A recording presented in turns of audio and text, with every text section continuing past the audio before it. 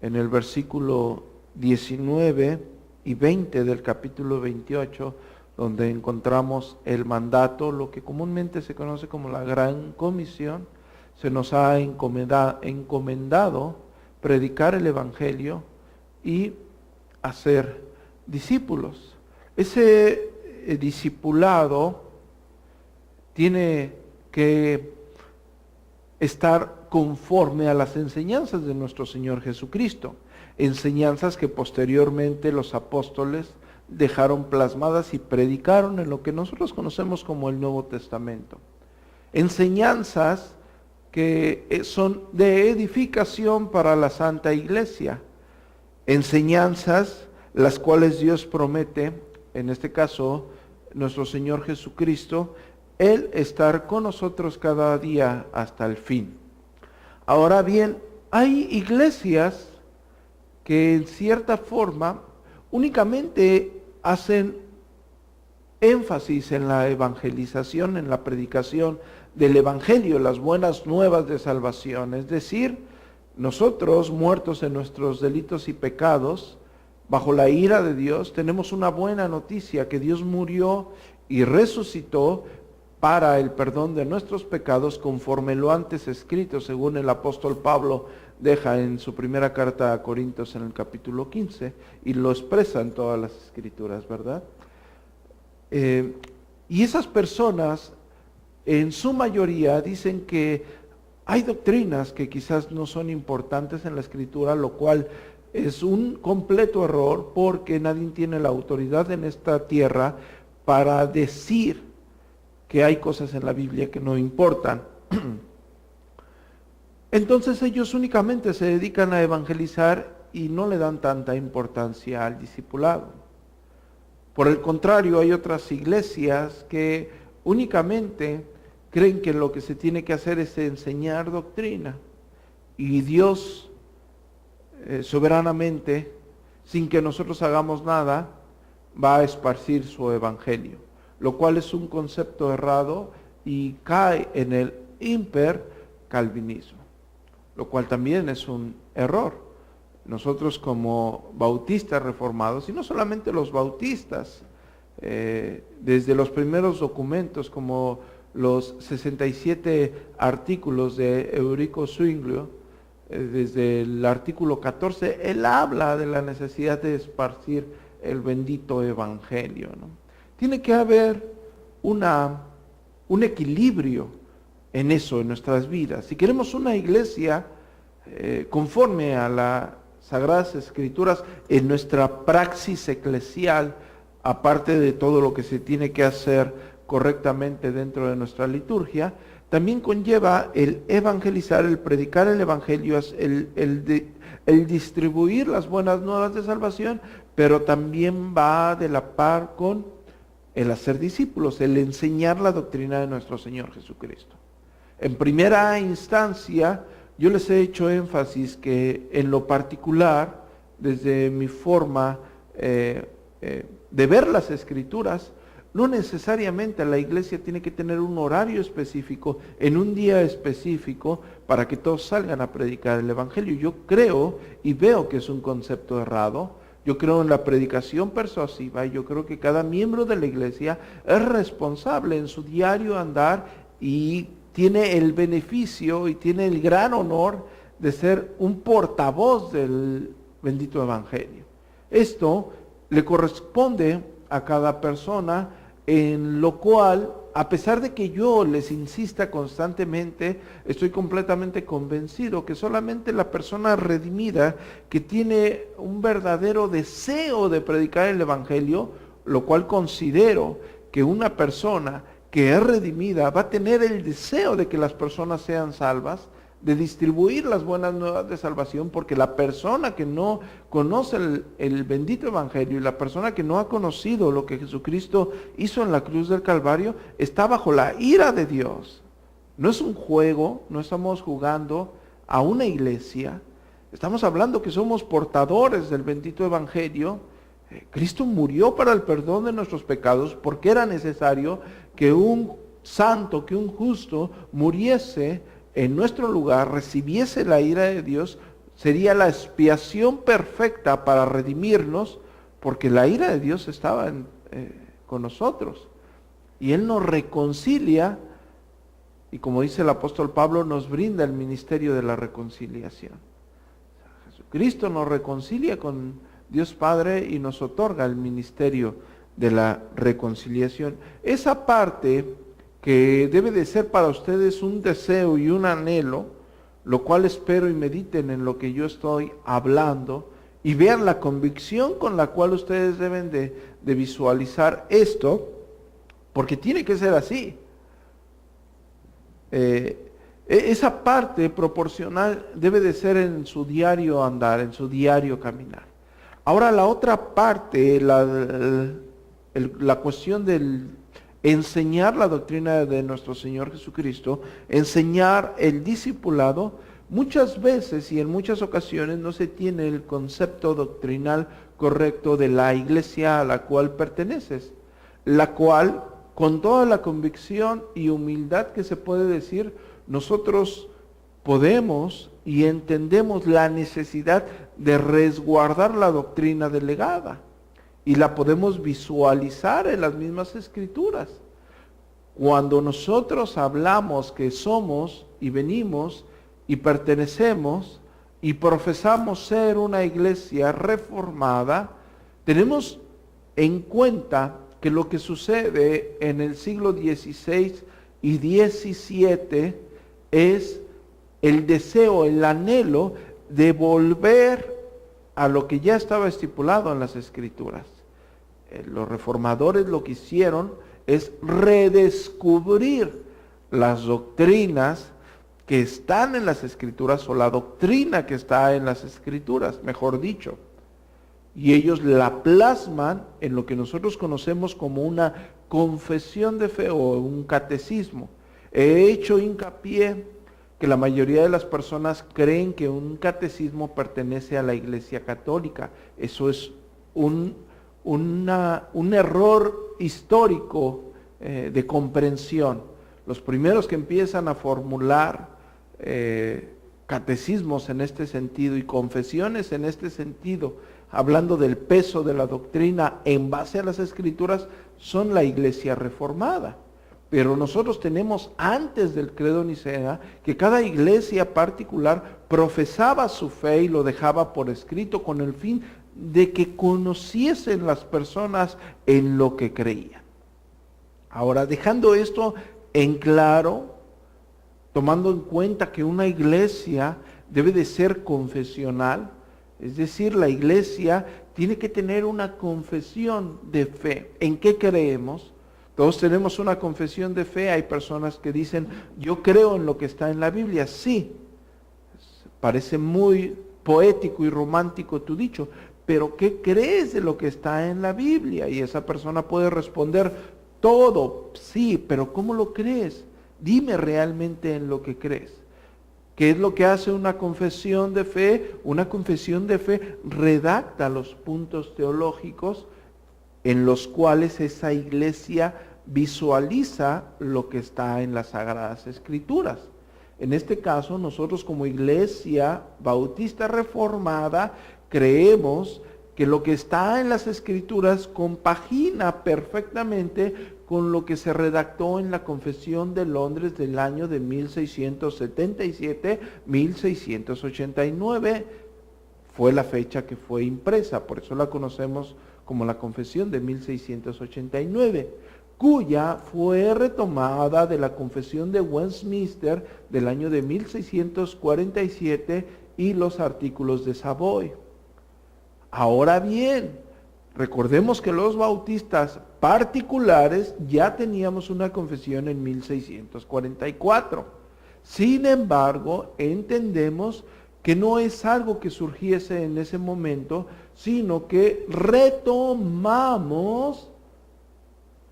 lo que ya estaba estipulado antes de que Constantino unificase Roma y posterior al edicto de Milán, donde se deja de perseguir a la iglesia cristiana, a la iglesia primitiva, la cual fue perseguida los 3 primeros siglos sin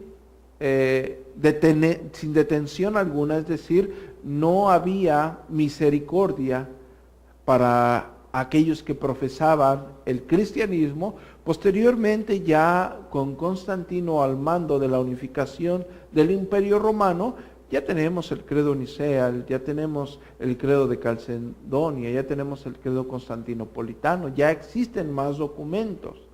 La iglesia del tiempo de la Reforma, desde los 67 artículos de Eurico Zwingli y la confesión de Rocher, o la confesión francesa, la confesión escocesa de parte de John Knox y los otros 5 Juanes, por decirlo así, hasta los artículos de Hércules Collins, William Collins, tomando en cuenta las 2 confesiones más prominentes de aquella época, que es la confesión de Westminster y lo retomado de esa misma confesión para redactar por parte de los bautistas particulares, la Confesión de Londres de 1689, la tenemos como una confesión ortodoxa, es decir, apegado a las Sagradas Escrituras.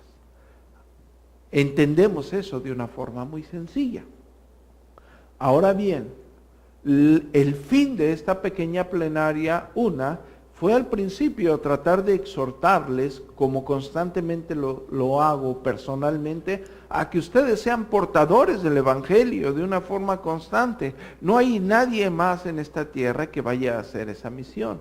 Nosotros enseñamos a Cristo y la iglesia en el huerto del Edén y hablamos que nosotros somos la ayuda idónea de Cristo. Se nos ha encomendado el predicar el Evangelio. Cuestión que nosotros no tenemos que adormecer, cuestión que nosotros tenemos que tener la seria responsabilidad y dicha y gozo de predicar el bendito Evangelio. Y la segunda parte de esta plenaria es donde voy a empezar a redactar, donde nos podemos nosotros preguntar en qué creemos o por qué somos una iglesia reformada. Si bien nuestra confesión tiene 32 artículos, ¿sí?, yo voy a tratar de exponer brevemente en qué creemos cuando decimos somos una iglesia reformada. ¿Sí? Que ustedes puedan visualizar la teología o una perspectiva teológica de una forma muy simple. ¿Está bien? Así que partiremos con nuestro primer punto. Si ustedes quieren poner un título a esta pequeña plenaria, ¿en qué creemos o por qué somos una iglesia reformada? ¿O en qué cree una iglesia reformada? Cuando yo les estoy diciendo en qué creemos, vamos a exponer de una forma muy sencilla los puntos en los cuales se tiene que adherir alguien que profese la fe ortodoxa. En este caso nosotros la creemos como una doctrina bíblica, la doctrina reformada. ¿Está bien?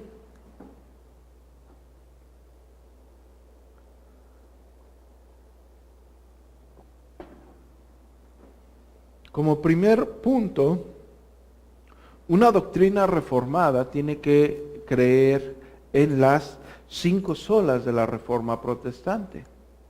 Esto debe de ser algo muy obvio para algunas personas.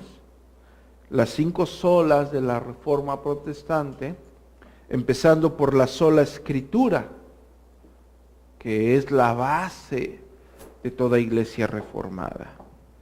Solamente las Escrituras determinarán lo que cada creyente debe de pensar y creer acerca de Dios. Sola gracia, sola fe, solo Cristo y solo a Dios la gloria.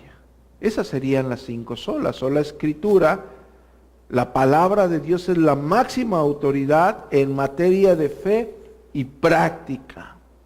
Es decir, no es un mero conocimiento sapiensal. Los puritanos lo entendían así. Teología para vivir es lo que hace falta hoy en día. Por tanto, nada que contradiga la revelación de Dios puede regular la vida del creyente. Nada, absolutamente nada.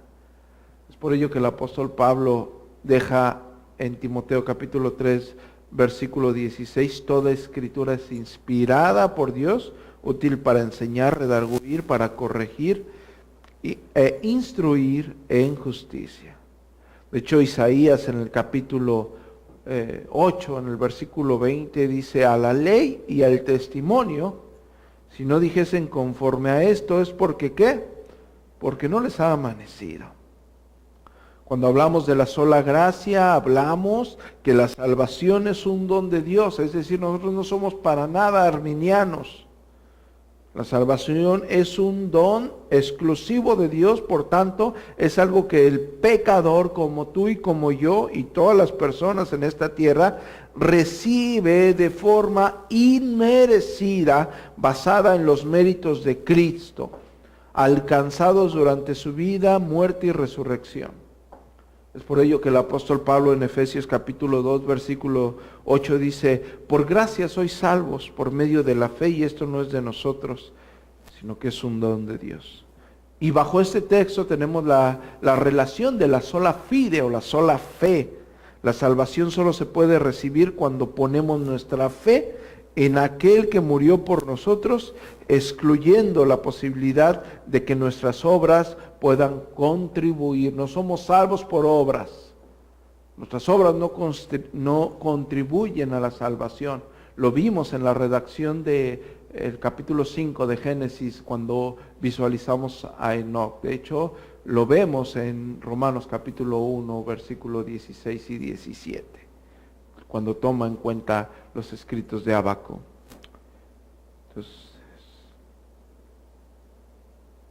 solo Cristo, estoy dentro de las 5 solas. El primer punto son las 5 solas.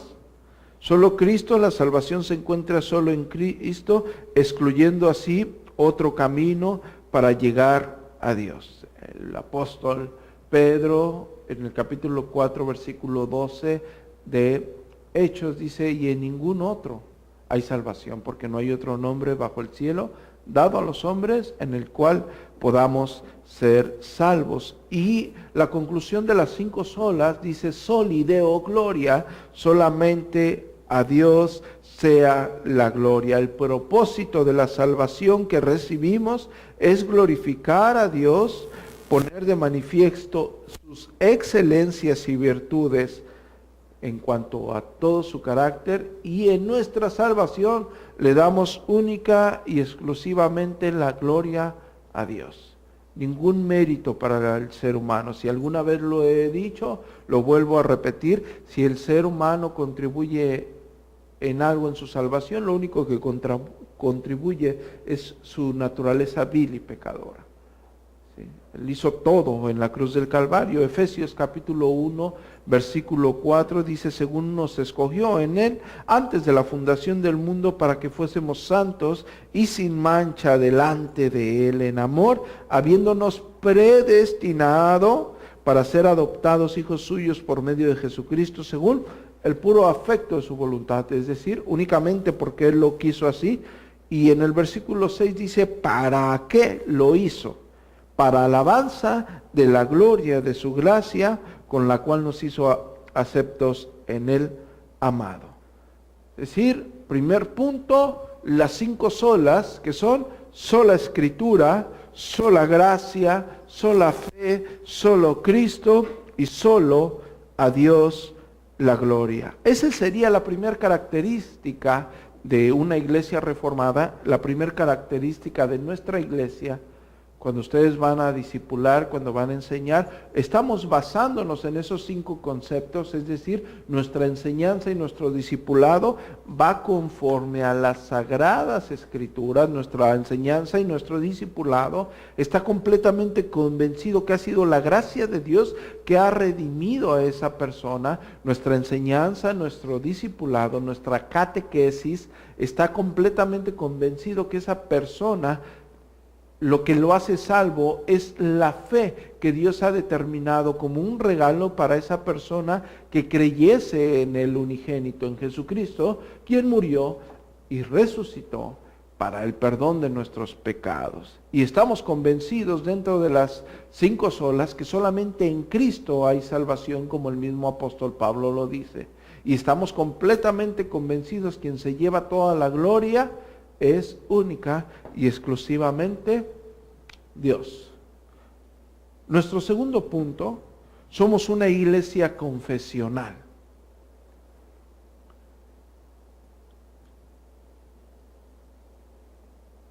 Una iglesia confesional quiere decir que redacta lo que ya previamente visualizó en las Escrituras de forma escrita y consistente.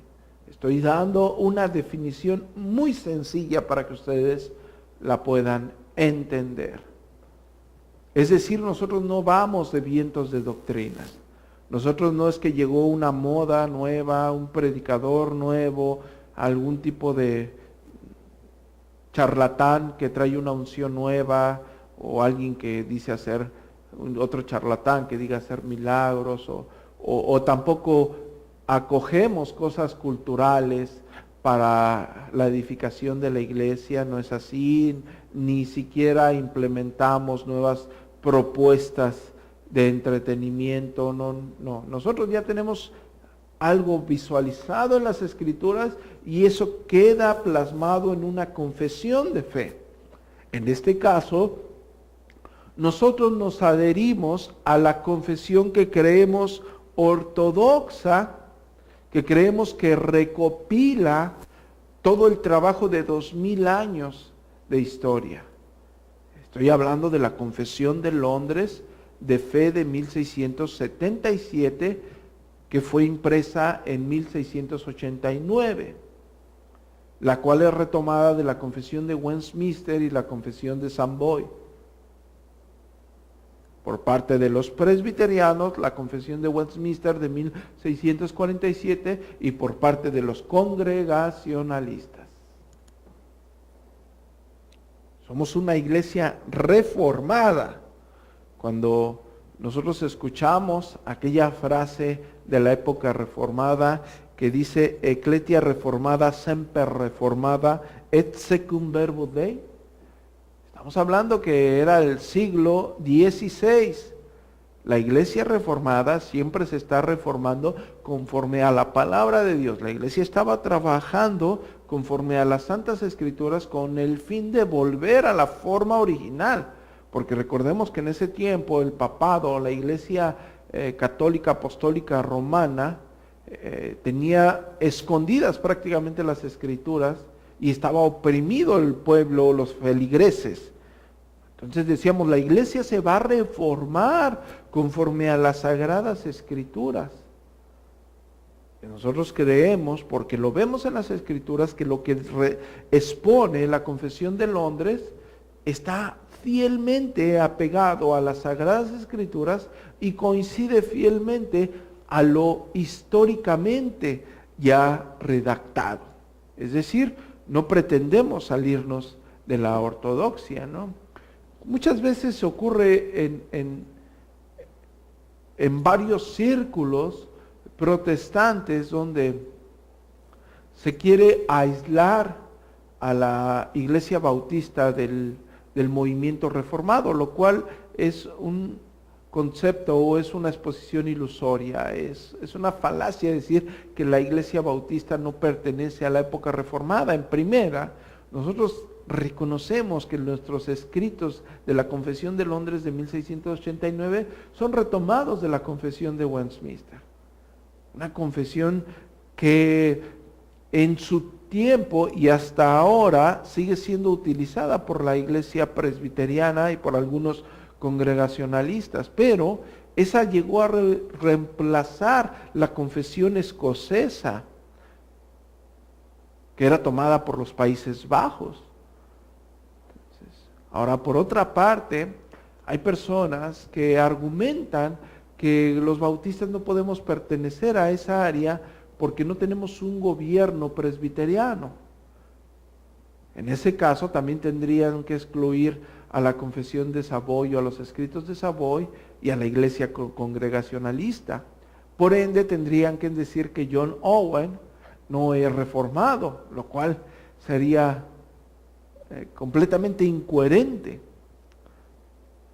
Hay bastantes argumentos a favor de esto, lo cual espero algún día poder exponer con mayor tranquilidad. No es el fin de esta pequeña exposición, ¿no?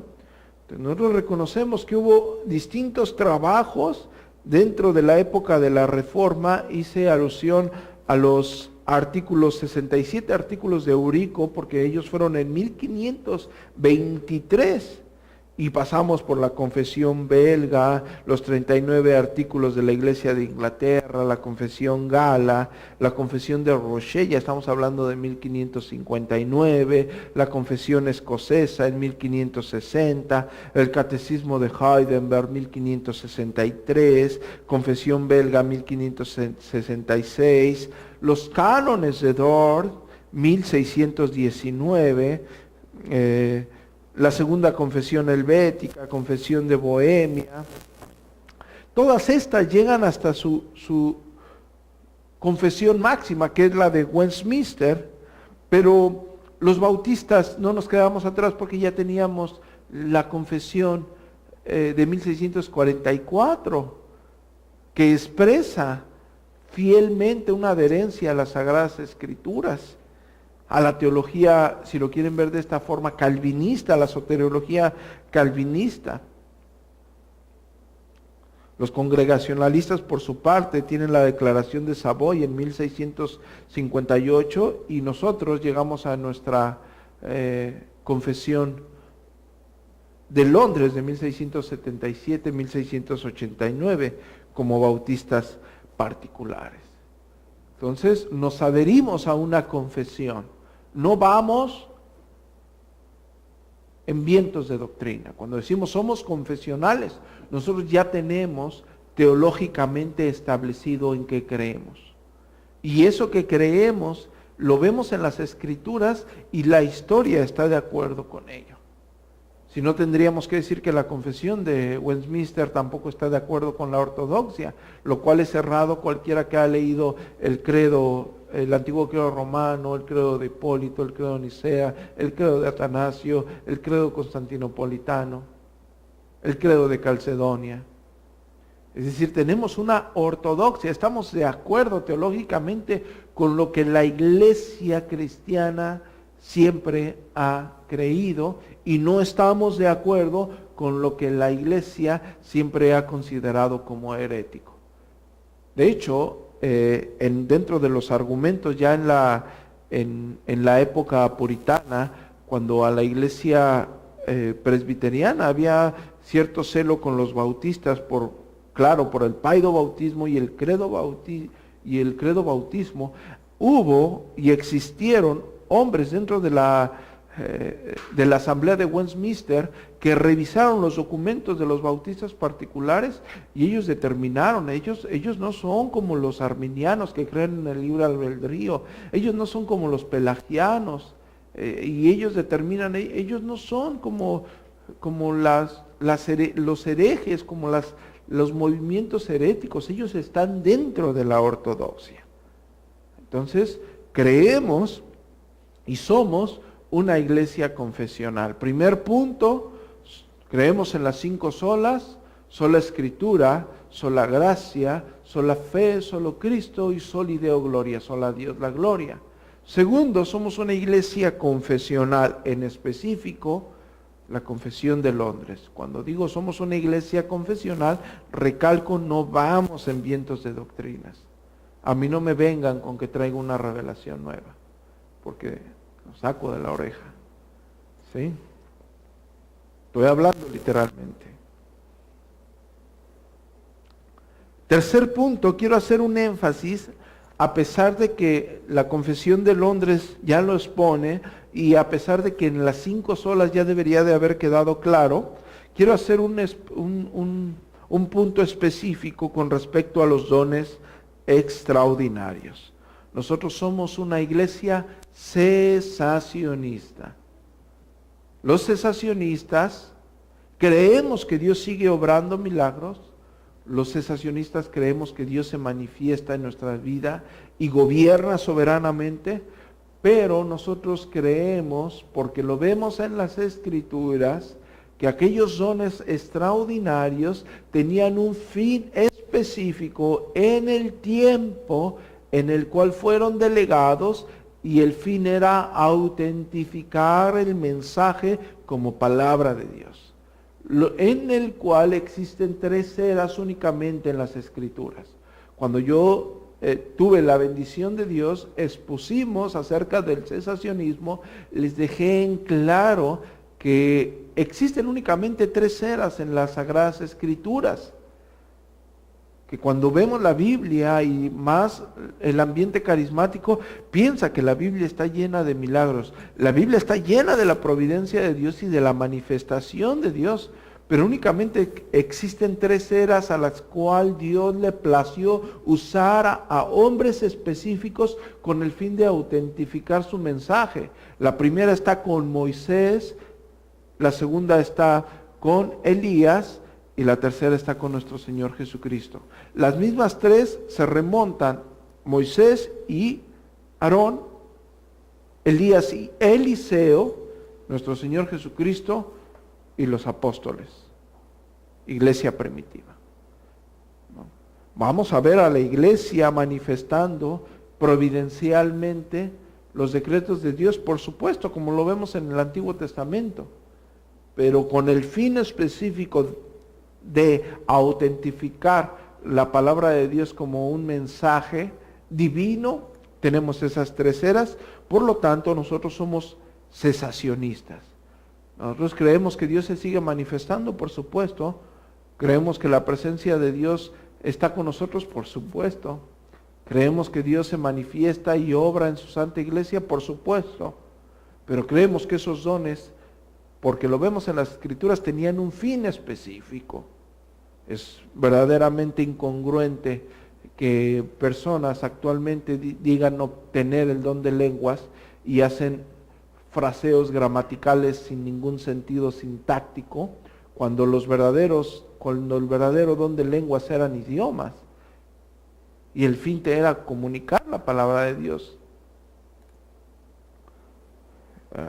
Antagónicamente hablando de la iglesia continuista, que para nada la iglesia reformada ha sido continuista. Nunca van a ver en sus confesiones, en sus credos, en sus catecismos, continuismo. Primero, las 5 solas: sola Escritura, sola gracia, sola fe, solo Cristo, solo a Dios la gloria. Segundo, somos una iglesia confesional, que con esos 2 puntos ya quedaría en claro todo, pero quiero puntualizar para que no haya ningún error. El tercero, hice énfasis en que somos una iglesia cesacionista, que ya hubiese quedado claro con la sola Escritura, ¿sí? Es incongruente exegéticamente hablando que diga sola Escritura y soy continuista. Es incongruente, es como decir que hay un carismático cesacionista. Carisma en el griego koiné quiere decir facultad para hacer milagros. ¿Sí? Entonces es incongruente decir que alguien sea carismático, que alguien esté dentro de una iglesia carismática y sea cesacionista. Que alguien profese la teología carismática. Porque la teología carismática, vamos a decir, tanto el entorno como el centro son los milagros. Y si alguien profesa la teología o la redacción carismática, pentecostal, apostólico, del que ustedes quieran, de cualquier ramificación extraña, que profese los dones y diga ser cesacionista, es completamente incongruente. Asimismo, si yo digo ser reformado, soy una iglesia reformada, por ende, cualquier persona que estudie las confesiones de fe sabe que yo soy cesacionista. Por ende, es como un sinónimo. Carismático, cree en los dones, es continuista. Reformado, es cesacionista. El gran problema es que no saben la definición real de cesacionista. Los cesacionistas piensan que hemos matado el Espíritu. Para empezar, el Espíritu no se puede morir. Yo no gobierno al Espíritu Santo. Él gobierna mi vida por gracia de Dios y únicamente por gracia de Dios. ¿Sí? Piensan que estamos muertos al Espíritu. No, al contrario. ¿Sí? El Espíritu, gracias y por la gracia de Dios, es el que me convence de pecado. Es el que me redarguye de mi miseria. Es el que me lleva y me encamina por medio de las Escrituras a vivir conforme a la voluntad plena de Dios y apartarme de lo que no glorifica a Dios. ¿Está bien?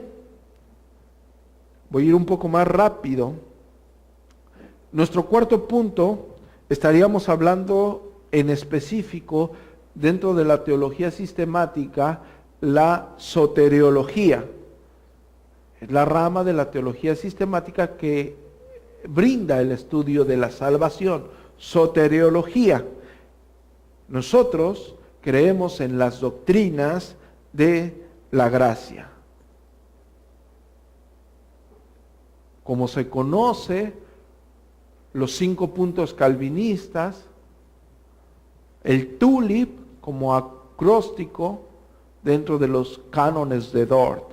Nosotros ya tuvimos una pequeña serie al respecto de las doctrinas de la gracia, donde hablamos de la total depravación. El hombre está muerto en sus delitos y pecados, el hombre caído está muerto y bajo ninguna circunstancia se puede dar vida por sí mismo. El apóstol Pablo dice, muerto en sus delitos y pecados. El salmista dice, he aquí en maldad he sido formado y en pecado me concibió mi madre. El apóstol Pablo dice, no hay justo ni siquiera uno. Por cuanto todos pecaron, quedan destituidos de la gloria de Dios. Romanos 3:23. Job dice, ¿quién hará limpio a lo inmundo? Nadie, dice Job.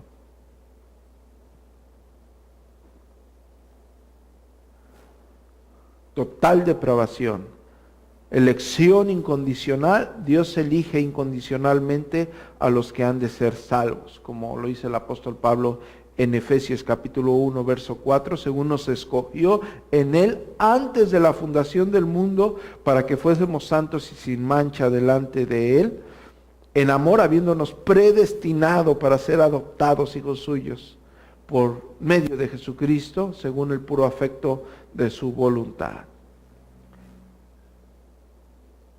Expiación limitada o particular, es decir, que el sacrificio perfecto de Cristo en la cruz es suficiente y eficiente para el grupo de personas que fueron elegidas por Dios.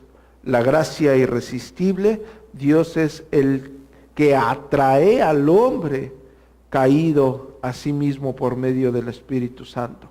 Nuestro Señor Jesucristo dice, ninguno puede venir a mí si el Padre que me envió no lo trae, y yo lo resucitaré primero.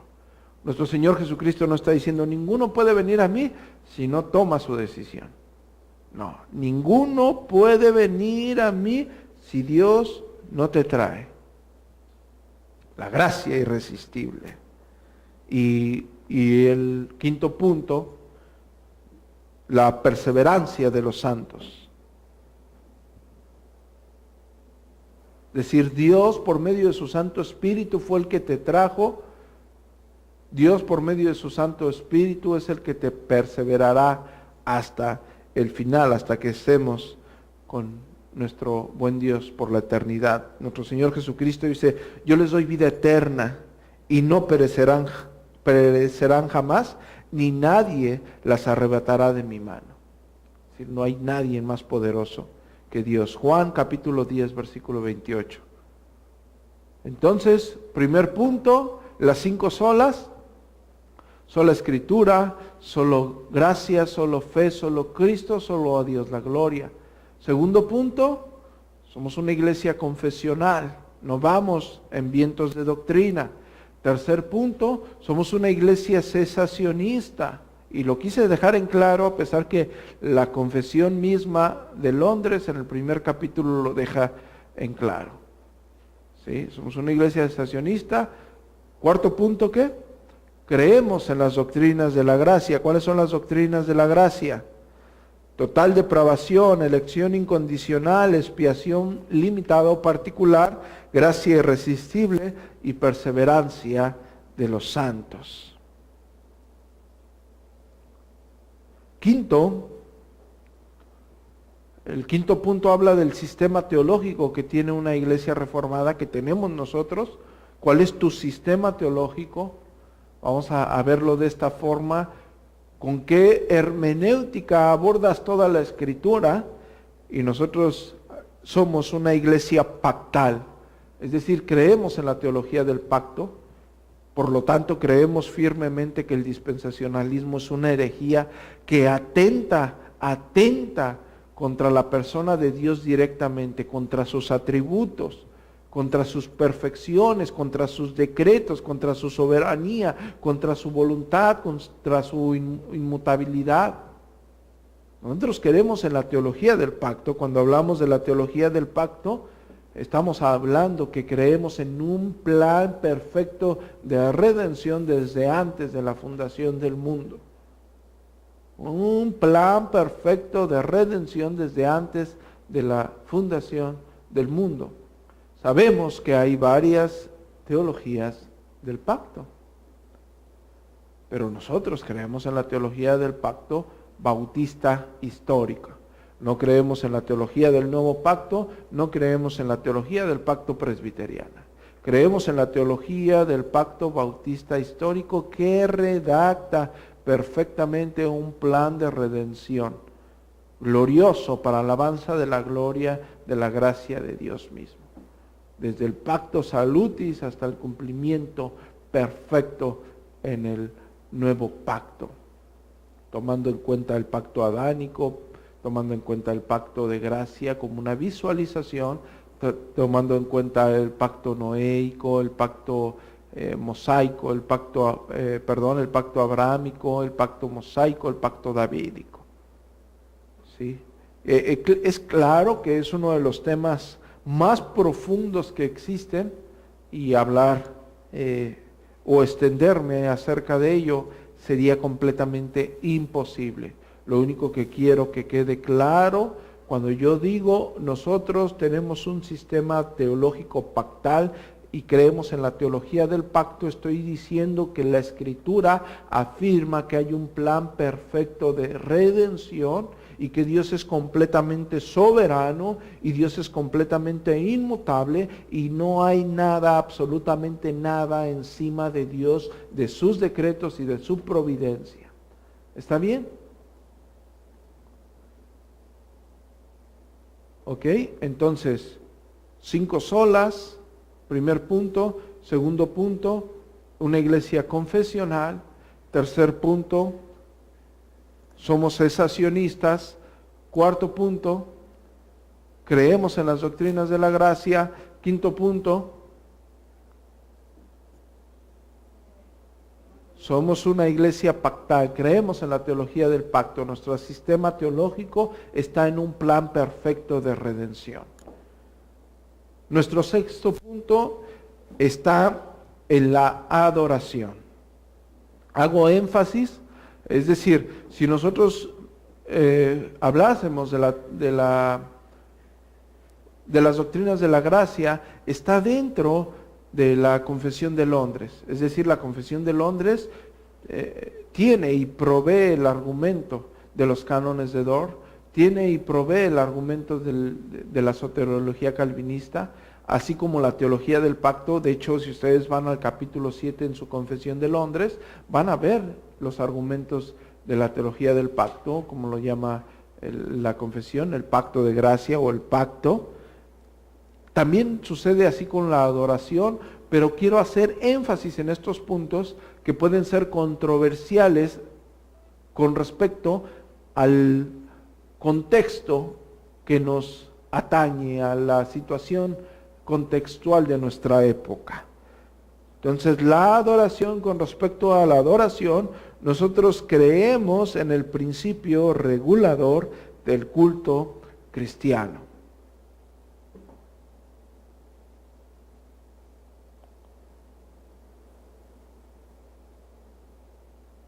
lo cual ustedes lo pueden ver en el capítulo 22 de la Confesión de Londres, ¿no? Que dice el principio regulador del culto cristiano: únicamente vamos a adorar a Dios conforme a su santa palabra. Porque hay otros principios, está el principio normativo o el principio liberal. El principio normativo que dice, bueno, yo puedo adorar a Dios con algo que Dios no haya prohibido. Para ellos es, si Dios no lo prohibió, quiere decir que lo puedo hacer. Y el principio regulador del culto cristiano dice, no, Dios ya estableció cómo le vamos a adorar. Yo les puedo preguntar, ¿ustedes creen que es importante la adoración a Dios? Por supuesto que es muy importante la adoración a Dios. ¿Ustedes creen que Dios delegue algo tan importante a la mente, corazón entenebrecido del cuerpo humano? ¿Ustedes creen que Dios le haya dejado al hombre con la mente entenebrecida por el pecado, con un corazón corrupto y perverso, decidir cómo quiere adorarle? Por supuesto que no. Dios estableció en su santa palabra, en las Escrituras, cómo Él ha determinado que se le adore. Nosotros también ya hemos tenido la oportunidad de hablar del principio regulador del culto cristiano. Si ustedes no lo recuerdan, ustedes pueden ir a los videos, así como los videos de las doctrinas de la gracia, ¿sí? Entonces, ¿en qué creemos? En el principio regulador del culto cristiano. Aquí nunca vamos a encontrar una banda, un grupo de rock. No creemos en eso. No creemos que lo divino se tenga que profanar de tal forma. No hay pie para eso, ni siquiera ni pensarlo. No vamos a encontrar un grupo de mujeres ahí danzando. No vamos a encontrar eso. La Biblia, el Nuevo Testamento no lo deja en claro. El gran problema es que nosotros el gran conflicto es que hay personas que argumentan eso porque ven en el Antiguo Testamento y en los Salmos a personas danzándole y al pueblo de Israel usando toda multitud de instrumentos existentes. Pero lo que ellos no entienden bajo una exégesis seria es que el pueblo de Israel también era una nación. Y como nación ellos tenían cualquier evento, cualquier fiesta. De hecho tenían fiestas. Al decir cualquiera, lo que quiero es que ustedes tengan una sintonía con el concepto de nación. Ellos como nación celebraban a Dios. Ellos como nación bailaban a Dios. Pero una cosa es como nación festejar a Dios y una cosa tener un servicio. Ellos no entraban al tabernáculo con panderos, o entraban al tabernáculo con panderos. ¿Entraban al tabernáculo con todos los instrumentos existentes? Por supuesto que no. Había órdenes específicas cómo hacerlo. Es claro que ellas tipificaban a Cristo. Es obvio que ellas tipificaban a Cristo. Nosotros creemos en el principio regulador del culto cristiano. Si hay personas que cantan sin instrumento porque no tienen un órgano o un piano, que bueno, está bien. Lo que queremos es alabar a Dios. En el caso de nosotros dirán, bueno, ¿por qué usamos un órgano? El órgano únicamente va dirigiendo con un volumen bajo y sin ningún arreglo extraordinario, únicamente dirige las voces, para que todas vayan en una sincronía, si no se va a escuchar como fiesta de pueblo, cada quien por su lado.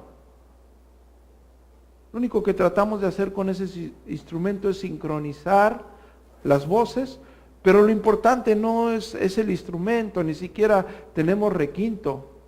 No porque no haya o sí haya capacidad de hacerlo, ni siquiera tenemos un fondo y ponemos batería para que se oiga más bonito. No nos importa agradar al hombre, esto no es ningún espectáculo, no tenemos ningún deseo de entretener personas. Lo que queremos es alabar y adorar a Dios. Y para eso solamente necesitamos un pequeño acompañamiento. Si hay personas que tienen la capacidad de sincronizarse y aprenderse los himnos y los salmos sin necesidad de un instrumento. Gloria al Señor. Decir que no se necesita música, etimológicamente hablando, estaríamos errados, porque el hecho de cantar, ya estás haciendo música. Podríamos decir, no se necesitan instrumentos, por supuesto. Si tú no tienes instrumentos y la iglesia puede sincronizarse para alabar a Dios así, gloria al Señor, porque nosotros lo que queremos es adorar a Dios.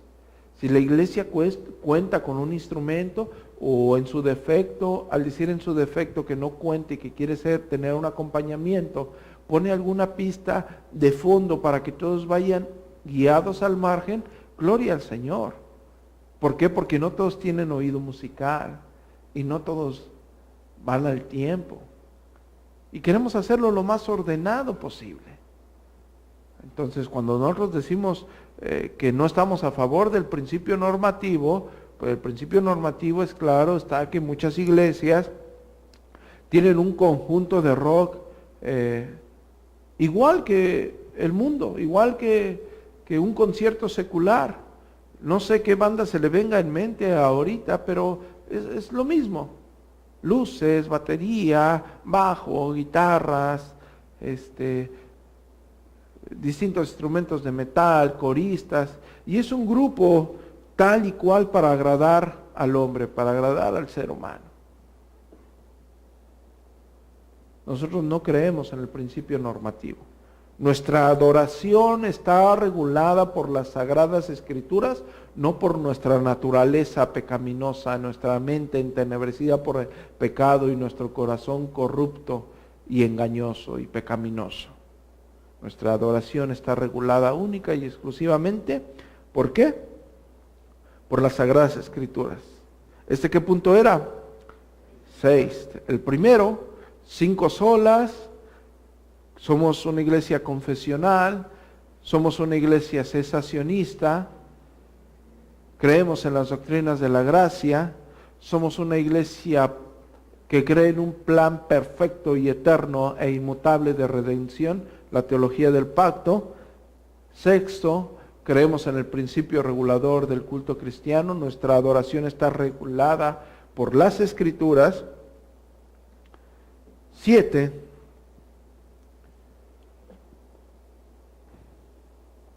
les vuelvo a hacer referencia, todos esos puntos están en nuestras confesiones, en este caso la adoración en el capítulo 22.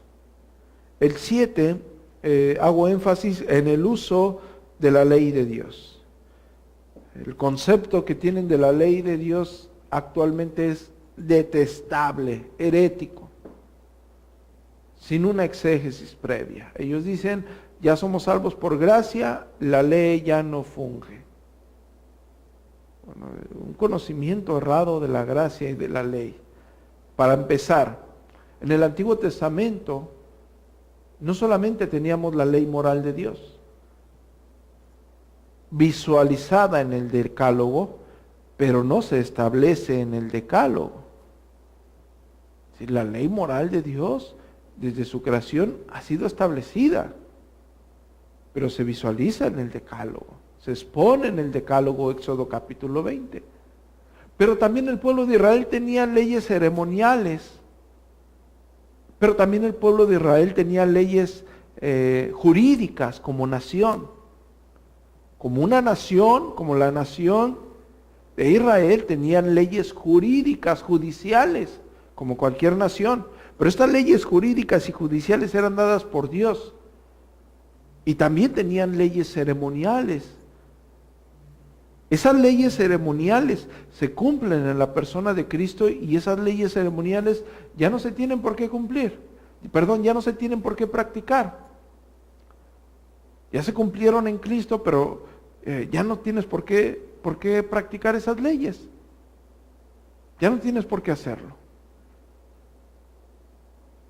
Leyes judiciales como nación, nuestro país donde vivimos y los países donde vivimos tienen leyes judiciales en cada nación, las cuales nosotros tenemos que cumplir mientras no contradigan lo que Dios ha establecido. Ya nada más nos queda la ley moral de Dios, lo que está en el Decálogo, donde los antinominianos han decretado, porque a ellos se les ha ocurrido, que queda anulada. Cuando la ley en sí de Dios es perfecta y es buena. Y nuestro Señor Jesucristo la cumplió. Ahora, también esta ley tiene distintos aspectos que yo quiero que ustedes consideren. En primer lugar, la ley de Dios nos lleva a Cristo, es nuestro ayo para llevarnos a Cristo. La ley de Dios muestra y da evidencias de nuestro pecado, pero la ley de Dios es perfecta. En segunda instancia, la ley de Dios restringe a una sociedad de su completa y universal total depravación. Es decir, la ley de Dios dice, no matarás, pero una nación ocupa esa ley, no matarás. La ley restringe.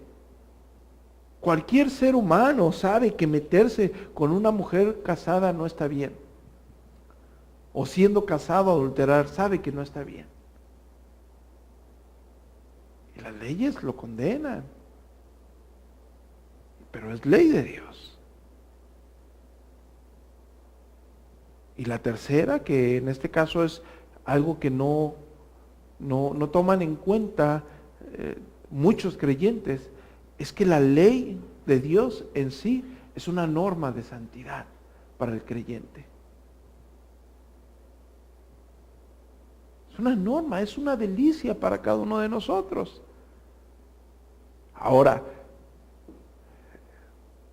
dentro de esto, recordemos que hay personas que dicen, bueno, es verdad, la ley de Dios es una norma que regula, una norma de santidad para el creyente, pero algunos, porque quisieron, dicen, pero el cuarto mandamiento lo eliminamos.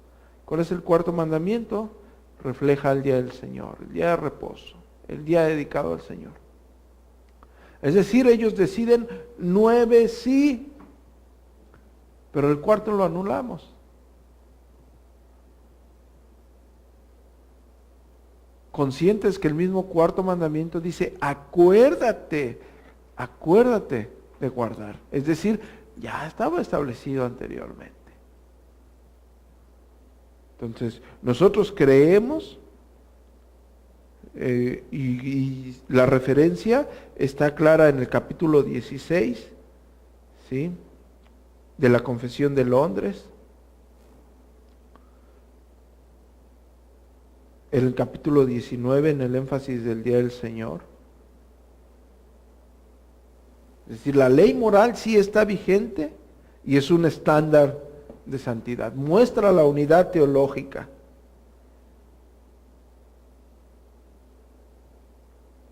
Leyes ceremoniales y judiciales quedan anuladas, quedan abrogadas.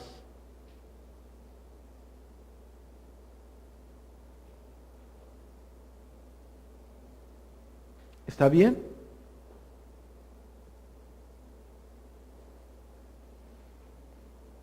Al darle la cita de la confesión es para que ustedes posteriormente lo estudien más.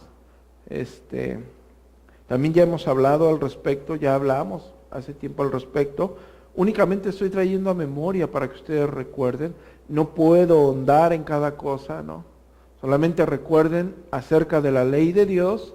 En el Antiguo Testamento tenemos la ley moral de Dios, la ley judicial como nación del pueblo de Israel y la ley ceremonial. La ley ceremonial se cumple en la persona de Jesucristo y la ley moral de Dios sigue estando vigentes. Es decir, aún tienes que honrar y tener a tu Dios como todo, honrarlo como el único Dios verdadero, ¿verdad que no se abroga? O puedes levantar falso testimonio, ¿verdad que no se abroga? ¿O está permitido adulterar? ¿Verdad que no se abroga? ¿Está permitido robar? ¿Verdad que no se abroga? ¿No se anula? ¿No se extermina?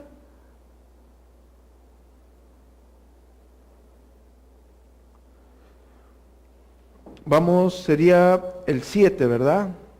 Hacemos un recuento: 5 solas, el primero; el segundo, una iglesia confesional; el tercero, una iglesia cesacionista. Hice énfasis que eso ya hubiese quedado en claro en las 2 primeras, pero recalco para que no haya ningún problema. Tercero, cuarto, las doctrinas de la gracia. Quinto, en la teología del pacto. Sexto, principio regulador del culto cristiano. Séptimo, la ley moral de Dios o la ley de Dios es vigente, es una norma de santidad para el creyente, no queda abolida. Y aclaro, la podemos, no solo, escuchen esto, nos podemos deleitar en ella, por gracia y misericordia, porque Jesucristo la cumplió en su totalidad. ¿Sí? Concepto de la iglesia sería el octavo, si no estoy mal. ¿Sí o no?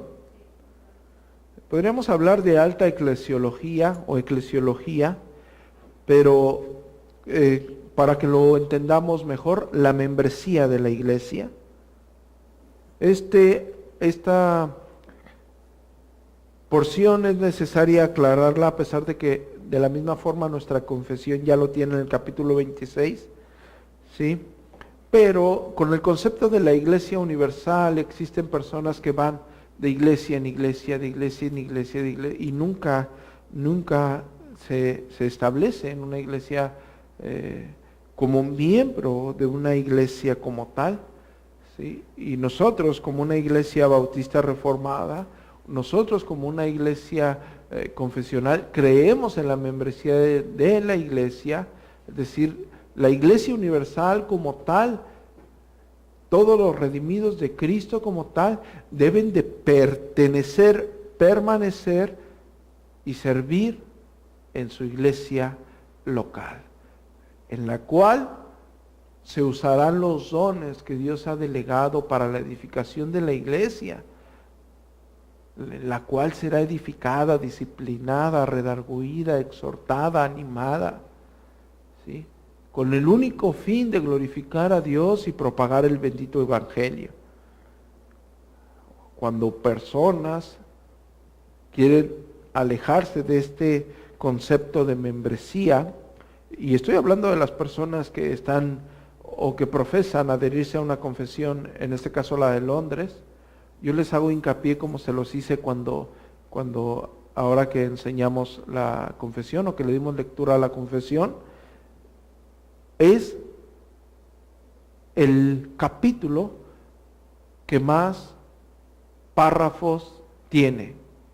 Es decir, la confesión de Londres tiene 32 capítulos y tiene capítulos muy profundos como el 3, el 5 y el 7.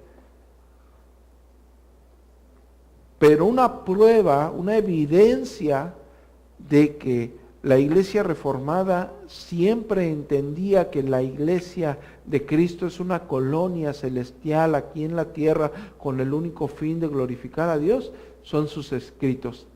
15 párrafos le dedican al capítulo número 26. Ningún otro capítulo tiene más párrafos que el que se trata de la iglesia local. ¿Está bien?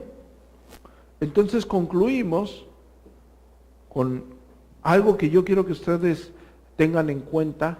En la iglesia a la que las personas se tienen que adherir, o cuando ustedes hablen a la iglesia que pertenecen, nosotros somos una iglesia reformada, por lo tanto, creemos en las 5 solas: sola Escritura, sola gracia, solo Cristo y solo a Dios la gloria. Esas 5 solas ustedes las pueden explicar. La Escritura y únicamente la Escritura determina lo que yo voy a creer, exponer y vivir. Nada está encima de la Escritura. Sola gracia, fue la gracia de Dios la que nos salva, sola fide, por medio de la fe, y este es un don de Dios que no pertenece a vosotros. Solo Cristo, solamente en Cristo hay salvación, porque no hay otro nombre bajo el cielo dado a los hombres en el que podamos ser salvos. Solo y dea gloria, solamente a Dios sea la gloria. Somos una iglesia confesional, en específico la Confesión de Londres de 1677-1689. No vamos de vientos de doctrina, no tomamos algo que está de moda, no, nosotros ya tenemos una teología firme, sólida, consistente. Somos una iglesia cesacionista, no somos continuistas, no estamos de acuerdo y para nada permitiremos eso. Entendemos la deficiencia de su exégesis, pero nosotros somos una iglesia cesacionista. Creemos en las doctrinas de la gracia que le dan y le brindan toda la gloria a Dios. Estamos hablando de la doctrina de la predestinación, los 5 puntos calvinistas, o el tulip como se conoce. No estamos para nada de acuerdo con el arminianismo, el cual ya fue tomado como herético en los cánones de Dort. No estamos de acuerdo con el pelagianismo ni el semipelagianismo. Por supuesto que consideramos que no solamente es una incongruencia, sino es una herejía que puede destruir todo el concepto que se tiene según las Escrituras de Dios. El 5, hablamos de la teología del pacto como nuestro sistema teológico, por lo cual entendemos y visualizamos que cualquier síntoma de dispensacionalista contribuye a un concepto errado de lo que es Dios, de su providencia, de su soberanía, de su majestuosa e inmutable decreto. 6, creemos en el principio regulador del culto cristiano, adoramos a Dios conforme a las Sagradas Escrituras, no estamos de acuerdo con el principio normativo. El principio normativo te dice lo que Dios no prohíbe, yo puedo adorar a Dios mientras Dios no lo haya prohibido de esta forma, no. Para Dios la adoración era algo tan importante, y es tan importante que el libro más grande de la Biblia son los Salmos, tiene 50 salmos. O sea, para Dios fue tan importante la adoración que nos delegó eso. La ley moral de Dios como norma de santidad, es decir, nosotros no somos antinominianos, ¿sí? Nosotros creemos en la ley moral como una norma de santidad de Dios, en la cual, repito, el verdadero creyente se deleita. Y 8, hice énfasis en la membresía de la iglesia, claro está, ¿no?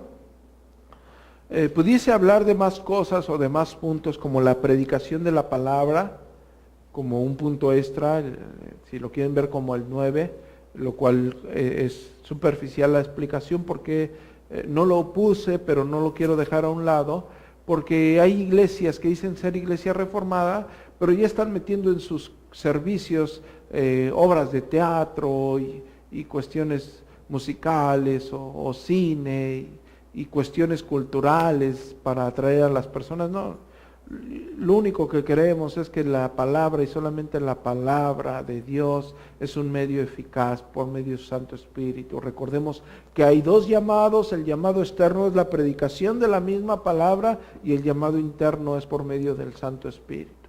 Y la iglesia cree, y la iglesia reformada y los puritanos creían en la exposición de la palabra y llamar al arrepentimiento con el fin de redarguirlos de sus miserias, de sus pecados, para que vuelvan a Dios en santidad, reconociendo que Él siempre, tenemos un Dios misericordioso, que si ustedes se arrepienten, Dios perdona todos nuestros pecados, vuelve ahora en amistad con Dios, le decían a Job.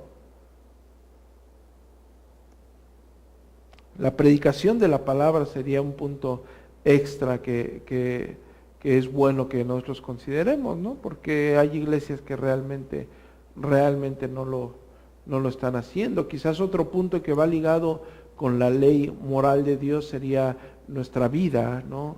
Que concuerda con el hecho del puritanismo, ¿no? Guardarnos para Dios, no mezclarnos con las cosas que no glorifican a Dios, ¿no? Tratar de cuidar esa parte que muchas veces va a ser tomada como legalismo, pero los detractores de esta parte realmente su vida siempre ha sido muy incongruente y conflictiva. Nosotros como una iglesia entendemos que no somos perfectos y que tenemos miles de debilidades. Precisamente por eso, porque no somos perfectos y tenemos miles de debilidades, debilidades, y nuestro cuerpo pecaminoso aún tiene, a pesar de ser nacidos de nuevo, tiene remanente de pecado. Por eso mismo tratamos de no contribuir y no alimentar esa bestia pecaminosa que está en nosotros, sino todo lo contrario, buscamos agradar a Dios constantemente, ¿no? Quizás para cerrarlo en 10 puntos, ¿no? Nosotros no queremos mezclarlos con cosas que no glorifiquen a Dios. No somos personas que nos apartamos, no somos un tipo de monjes que nos apartamos y nos privatizamos o nos alejamos de la sociedad, porque nosotros tenemos que estar en medio de la sociedad predicándoles el Evangelio, ¿sí? Contribuyendo, ¿sí? Somos luz y no podemos estar ocultos, como nuestro Señor Jesucristo lo enseña en el Sermón del Monte, ¿no? Pero nosotros no tenemos esta mezcla, ¿no? Hemos hecho énfasis en algunas circunstancias que hay personas que no consideran o que tienen malos conceptos acerca de la pecaminosidad del hombre, que tienen conceptos errados acerca de lo que es permitido y de lo que no es permitido, conceptos errados acerca de lo que puede ser de edificación y de lo que puede trastornar la mente del ser humano, hablando del creyente, lo que puede afectar la conciencia de algún creyente. Hay cosas que hacemos y hay cosas que no son pecaminosas, pero que dejamos de hacer por no afectar la conciencia de nuestro hermano, como la enseñanza que está en 1 Corintios capítulo 8, donde decía, por amor, o sea, el conocimiento envanece, pero el amor edifica. ¿Qué pasaba? Que había personas que estaban comiendo carne sacrificada a ídolos, pero ellos sabían que no pasaba nada, ¿sí? Pero había creyentes que se podrían afectar de su conciencia y decían, bueno, hazlo por amor a tu hermano. O sea, tú ya has madurado en esa área, pero por amor a tu hermano no hagas esto. Y tratamos de mantener esa prudencia con el fin de la unidad a Cristo, pero se trabaja en el discipulado de esa persona para que esa persona llegue a madurar y llegue a crecer, tomando en cuenta que también siempre va a haber nuevos creyentes a los que podemos afectar. Por eso tenemos que ser muy sensatos y pedirle sabiduría, humildad a Dios para todas esas cuestiones que pueden traer conflictos a una iglesia y confundir al creyente, lo cual puede ser aterrador pensando en que es la novia de Cristo a la que tú estás confundiendo o atrayendo algún tipo de conceptos errados. ¿Está bien? Entonces, yo creo que esta explicación bastante sencilla y muy breve, espero y sea de edificación y sirva para que ustedes tomen en cuenta estos puntos cuando ustedes discipulan a alguien, cuando estamos discipulando a alguien. Son puntos que tenemos que entender, ¿no? Es claro que cuando se le discipula, lo primero que se le va a hablar es de la justificación, de la expiación, del sacrificio perfecto de Cristo, del cumplimiento de todo lo que se hablaba de Él. Vamos a exaltar la persona de nuestro Señor Jesucristo, vamos a darle toda la gloria a Dios por nuestra salvación. Y posteriormente se empieza a hacer énfasis de que nuestro concepto es por medio de las Escrituras, y es donde abordamos las 5 solas. Se empieza a hacer énfasis de nuestro sistema confesional, de que no vamos de vientos de doctrina, que somos una iglesia en ese sentido inamovible. Estoy hablando literalmente en ese sentido, es decir, nuestra teología ya está firme, no recibimos nuevas revelaciones, no recibimos nuevos conceptos, creemos firmemente en lo que está ahí porque lo vemos en la Escritura y es ortodoxo, y se empieza a hablar de ello de la misma forma. Más por la situación que se vive en el siglo XXI, se hace un énfasis acerca del cesacionismo, se le contribuye, si a esa persona viene de una iglesia carismática, se le contribuye material o exégesis, o se empieza a argumentar en contra del continuismo con el fin de que entienda. Yo les hice y les di aclaración acerca de que es una doctrina que puede ser un poco confusa para el nuevo creyente, porque él ve en la Escritura milagros, y lo más sensato para un nuevo cree que puede hacer milagros. Entonces es trabajar con amor y con humildad, ¿no? De la misma forma, una doctrina muy aborrecida son las doctrinas de la gracia, ¿no? Es decir, un arminiano dice, yo por mí, porque yo acepté a Cristo, porque yo tomé la decisión, y cae en el yoyo, en el mal del yoyo, porque yo esto, porque yo aquello. No, no, no. Tú eras un vil pecador, eras un pecador muerto en tus pecados, en tus delitos, entenebrecido. Fue la misericordia de Dios. Y dale toda la gloria a Él, ¿no? Y así posteriormente seguimos tratando de enseñar la doctrina que vemos en la Biblia, la doctrina que se nos ha promulgado, se nos ha permitido transmitir, el principio regulador. ¿Por qué adoramos así? Han venido personas, es que no tienen panderistas y no tienen grupo de rock, y si esto no es una taberna, esto no es un burdel, no es un cabaret, no es una discoteca. Esto es un servicio, una adoración plena a Dios, y lo hacemos de la forma más solemne posible, ¿sí? ¿Por qué tienen membresía? Porque yo allá entraba y salía allá, pero aquí no. Aquí sí cuidamos a la iglesia. Aquí no me importa tener número, aquí no me importa que sean 3,000 o 200, 500. No soy un asalariado, no, en ese sentido no vivimos de eso, ¿no? Aquí cuidamos a la iglesia, somos pastores. Soy pastor de una iglesia, cuido a la iglesia. Sí, no estamos tratando de acumular cosas, no. Hay una membresía, hay una regulación al respecto. La ley moral, claro, pues se le exhorta cada domingo, exhortamos a vivir en santidad. En nuestras pláticas personales se les invita, en nuestras exhortaciones, en nuestra catequesis, se les invita a vivir para la gloria de Dios, ¿sí? Lo mismo el plan perfecto de redención, nuestra teología del pacto. Cuando van al Antiguo Testamento es que así como David venció a Goliat, yo tengo que vencer mis miedos. No, de eso no habla esa parte de la Escritura, está hablando de Cristo. Todo habla de Cristo, es un plan perfecto de redención.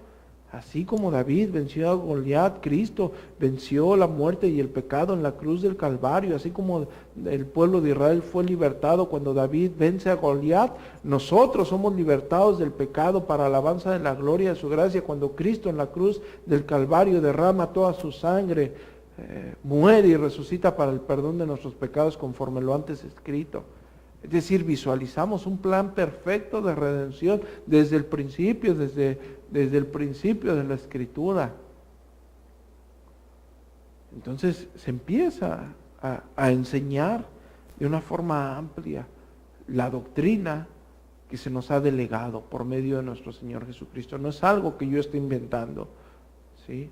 Sino es algo que ha sido transmitido ya por la gracia de Dios y de su soberanía, ha quedado plasmado con el fin de edificar a la iglesia para alabanza de la gloria de su gracia.